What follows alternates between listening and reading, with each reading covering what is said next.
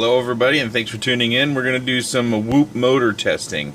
As you can see in front of us, I have a set of Kato motors. These are Gnarly motors. You might remember him from the Gnarly FPV backpack. That's Gnarly. And then we have the Spintechs. Inside this new Whoop, I didn't use one of my old ones. I'm using a new one just to make sure I haven't damaged something.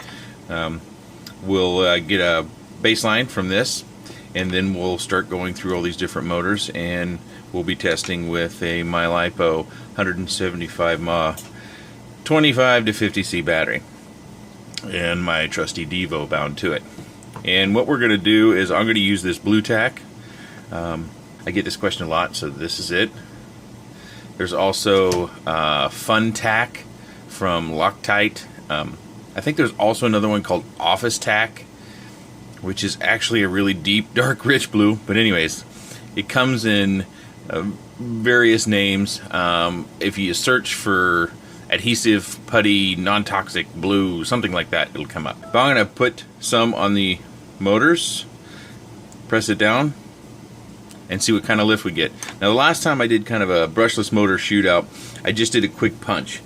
And there was lots of feedback, and I appreciate the feedback, but I still don't see a way where we can actually measure these things with the equipment I have and give it a long, because we're applying power via a battery, so there's sag possibilities, there's we have FET possibilities that it's not getting as much power as it should be. So what I'm thinking that we're going to do is I'm going to hit it full throttle. I'll leave it there for a count of 4. Then you can do your own analysis. You can slow the video down. You can do your own analysis from those numbers to see which motor is best for you. Or you can just look at the top number and say, okay, that's the one I'm going to go with. And that's the one I'll put on screen as the top number that I find in the recording. Hopefully that will give you everything you need to do your own analysis, or you can just watch the video and say, okay, these motors had a top possible thrust of this. The only other way I see of testing is with equipment that I can't afford, and that's, applying power to these things at a constant rate to make sure that there isn't any variable. And that's what you see when, like if you watch the Micromotor Warehouse workshops where he tests, I think he just tests his own motors. I don't think he does a comparison. He's using some device to make sure that the power that is applied to the motor is constant. And then that's a better way of testing. And then you can also test via RPM of the motor stem, and that's a little bit true because these will wobble around and might not be perfect every time. Your props might give more or less thrust than what I get. It's a manufacturing variable. So let's get on with it. Okay, I'm going to turn on the scale, turn on my radio. I've got my tiny Whoop with our battery and our blue tack, office tack, whatever tack. Make sure that's taired exactly. So I'm going to plug this in, re-tear that, and then we'll do a throttle up. Make sure I've got the right one selected. Should go on just like this. Voila. Now I need to press down on it to make it stick. We'll tear it out. Here we go. You ready? I'm going to do a count. I'm going to try to do a count of 5. Here we go.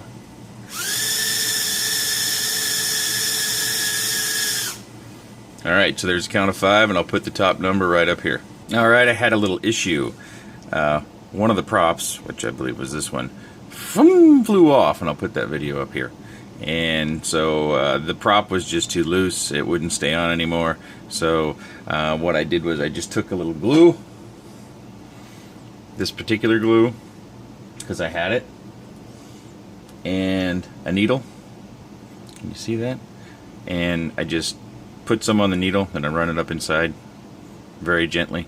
Try to leave as much glue up in there, and then I let it set up, and that really firms up the prop. So if you have a prop that comes loose, that's a quick fix.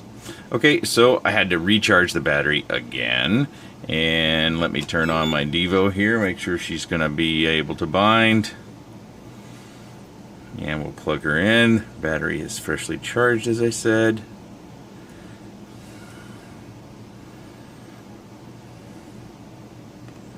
Pressing down ever so slightly, we turn on our scale. Again, well, I guess this would be the first time, but these are the Kato motors. find them on the RC groups. Zeroed out. Let's press it just for good measure. Hopefully all the props will stay on, and we'll do a count of 5 again. 4, 5. Okay, so again, I'll put the highest number that I can find right up here.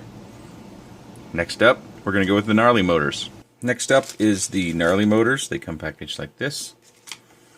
And I've got those inserted in here. We've got yet the same battery, freshly charged. I've got my Devo, whoops, turn the trims. I got to get that back to center. Devo just here. And let's plug it in and go. Oh, I forgot my blue tack. You might be wondering, there's little plastic tabs down here on the bottom. And that's what I'm sticking the blue tack to. I'm not actually sticking it to the motors. You see that little ring there? That's what I'm sticking it to.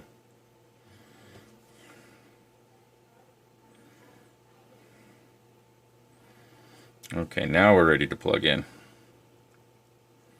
Lights, camera.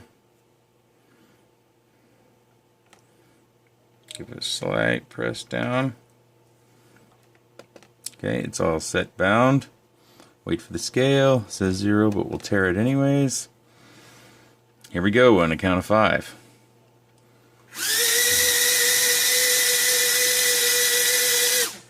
Alright, there's our count of 5.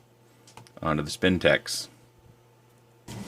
Spintech motors do not come with leads on them, so we've got some work to do there.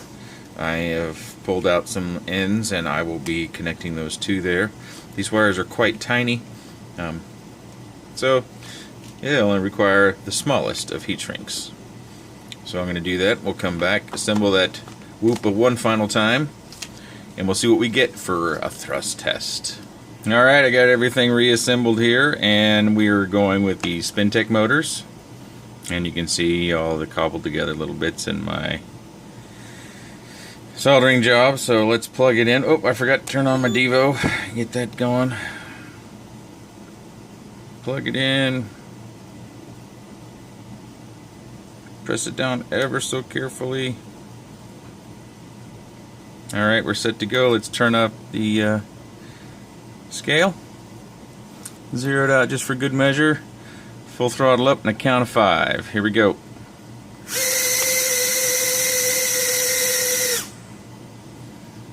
That's it. What did we learn? Well, the stock motors do enough to make this fly without FPV gear, so that's fine for that. Unfortunately, the Kato motors, they don't perform all that much better than the stock. 4 grams though, but that would allow you to most likely FPV with those. So those will still work. It just won't have as much thrust. The gnarly motors, they did quite well. I recorded a maximum thrust number of 28.4 grams, and the Spintechs edged it out by 29.7. Now this isn't a comprehensive test. I know there are other 6mm motors out there. I know that I didn't test the Micromotor Warehouse ones, and I didn't test the ones that Banggood sells, and there's probably half a dozen others. This space has really gotten crowded recently. And I might do another test, but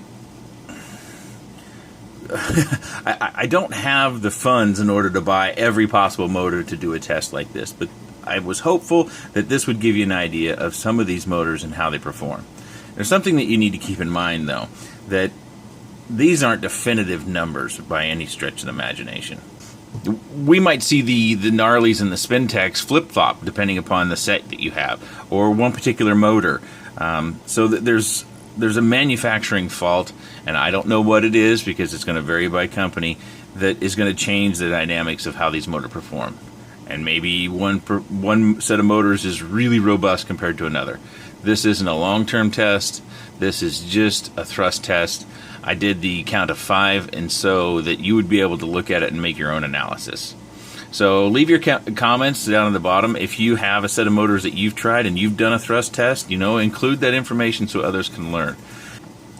If you have a suggestion with the gear that I have of a different way to testing, I'm open to hear it. I like to compare these things so that we can have a better view of what the motors will offer us for our dollars. And speaking of dollars, we need to go over what these cost. If you don't know already, the Spintechs, they come in a set of 6, and they're $15.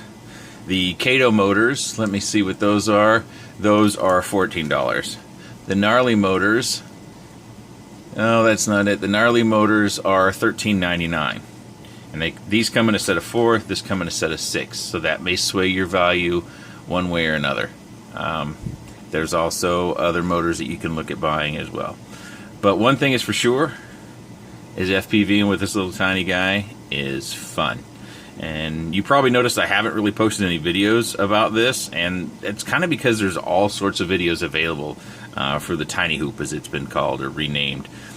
So I didn't really think that anybody would be interested in my particular videos, but I've got one that I've decided to do, and that will be coming up here shortly.